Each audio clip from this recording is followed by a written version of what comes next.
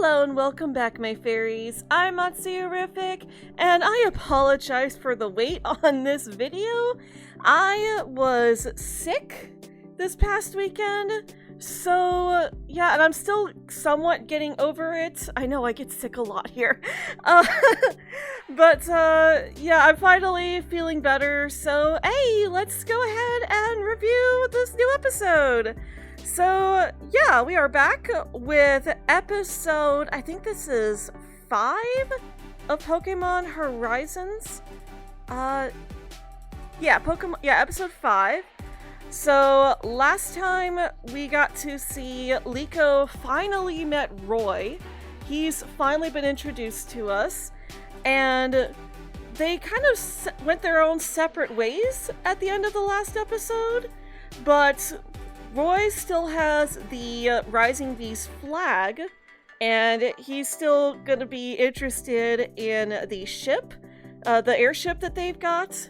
So, yeah, and also Fuecoco clearly misses him at the end of the episode. It's like, oh, poor Fuecoco, he misses Roy. They bonded. So, yeah, we also found out that, gosh, I can never remember his name. The commander, that he is also a professor, so I'm expecting him to actually give Fuecoco to Roy in this episode. For those of you who are new to this channel, first of all, welcome. Sorry I didn't say this earlier.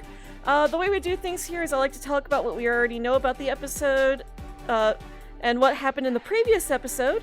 And instead of risking getting hit by copyright, I like to show videos of me shiny hunting. So I hope you enjoy the shiny hunt, and if you have any nickname ideas for the shiny Pokemon that we will find in this video, then be sure to leave a comment down below. I'm also doing a new series very soon that's just a shiny lock of Legends Arceus.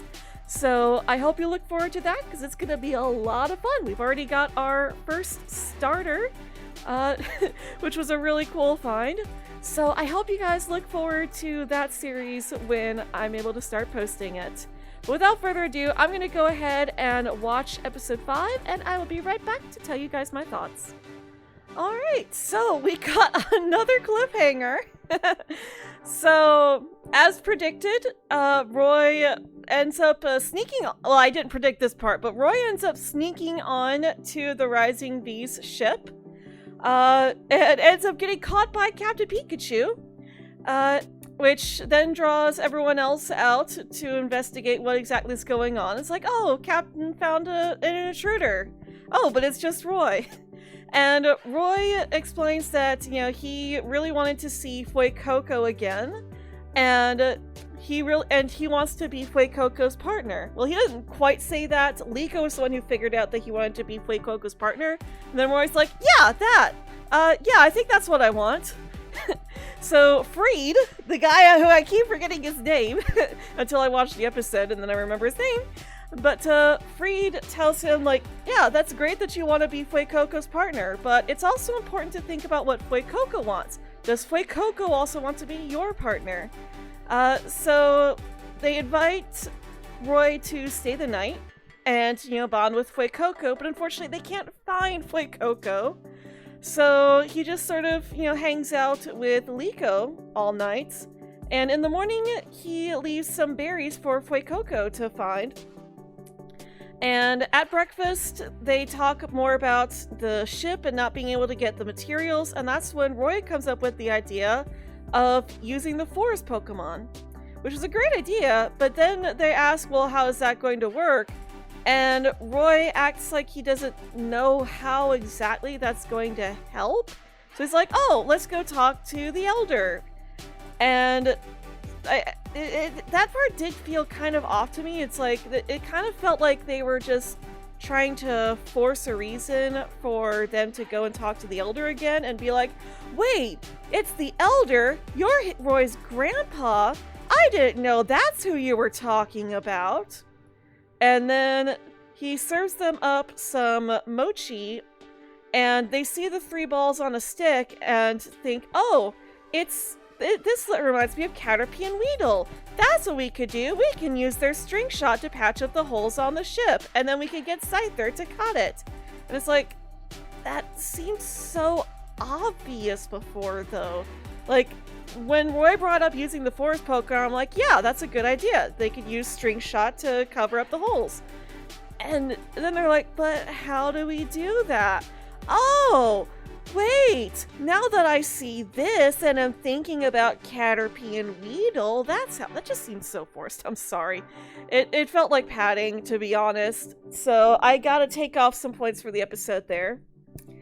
But after that, Fuecoco finds the berries that Roy left for it, and one of the other girls, Chansey's partner, tells him that Roy left those for him in case he got hungry. And that's when Fuecoco was like, oh, Roy was here! I'm gonna go find him because he wants to be with me too! So Fuecoco goes out searching for Roy, but then he sees the explorers coming up on the beach, and he overhears them talking about ambushing the ship and trying to find Liko so they can take her captive again.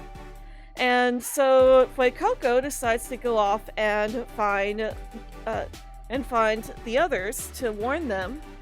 And he goes off searching for them. So he abandons his search for Roy and starts searching for Freed and Liko. But he ends up finding Roy with Liko. Freed notices that there's something going on at the ship because two of the explorers decide to go and ambush to take the ship to try and take it over, and Freed notices the explosion. So he leaves Liko and Roy with the Elder while he goes off to battle with the explorers. And that's when Fuecoco appears right after Freed leaves and manages to get Roy's attention. Actually, no, Fuecoco appeared before Freed left, and that's how they got their attention. But Fuecoco was then, getting like super attached. No, I take that back. Sorry, I'm messing up the order. So yeah, Fuecoco did appear after Freed left, but Fuecoco, starts to bond again with Roy, and Liko sees how affectionate Fuecoco is towards Roy, and she also tells them about the explorers. I'm only able to remember their name because of Pokemon Mystery Dungeon Explorers. But yeah, so she tells them about the explorers, and Roy decides that, he wants to help battle too, because that airship is the place where Liko and Fuecoco call home.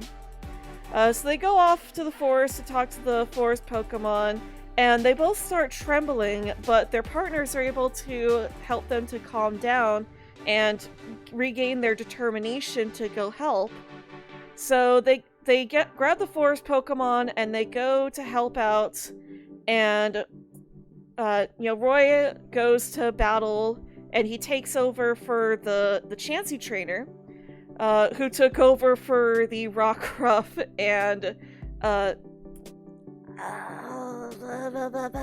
it's a Gen 3 Pokemon. Oh my gosh, I am derping so hard on these names right now.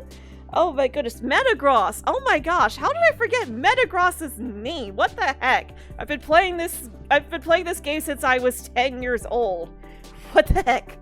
Brain, why Brain? Why do you do these things that you do? Anyways, so yeah, Roy takes over the battle, but Fuecoco's Ember doesn't really come out very strong. So Liko tells Roy to, tell Fuecoco how he feels. And that's when Roy decides to start singing Fuecoco's song. And then he turns it into an actual song, just cheering for Fuecoco, which gives Fuecoco the strength to use its Ember more effectively.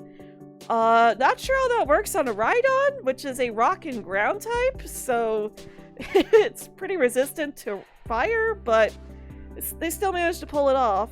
But Freed keeps getting distracted, worrying about Roy and Liko, that he misses the leader of the explorers, leaving to go and grab Liko, who's cheering for Roy on the sidelines. And he comes in from the top, and it's not really clear what attack they're using.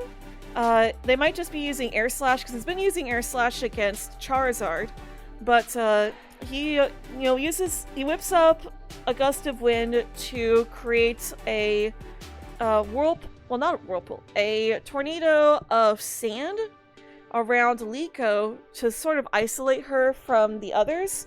And we get a cliffhanger. That's where it ends. So it's just, oh no, Liko's going to get captured.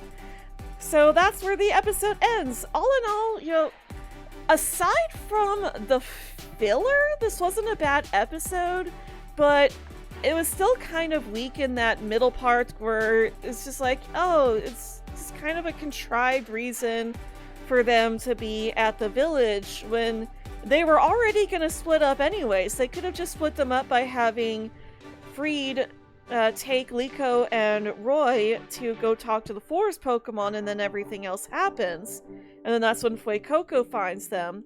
But instead, they wound up just padding it out, and I kind of feel like the padding was really only there so that they could end it on a cliffhanger. So, all in all, I'm going to say this is probably the weakest episode so far. But I still don't hate it. I don't think it was a bad episode. It's just a bit of a contrivance in the middle there. But other than that, it was a pretty good episode.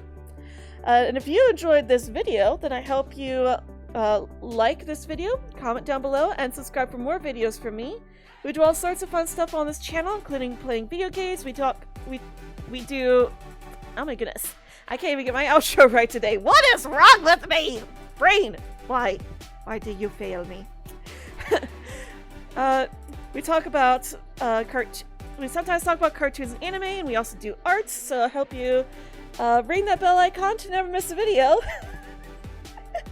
Never miss me rambling off like this because my brain doesn't like to work. Thank you guys for watching, and as always, I hope you all have a very magical day.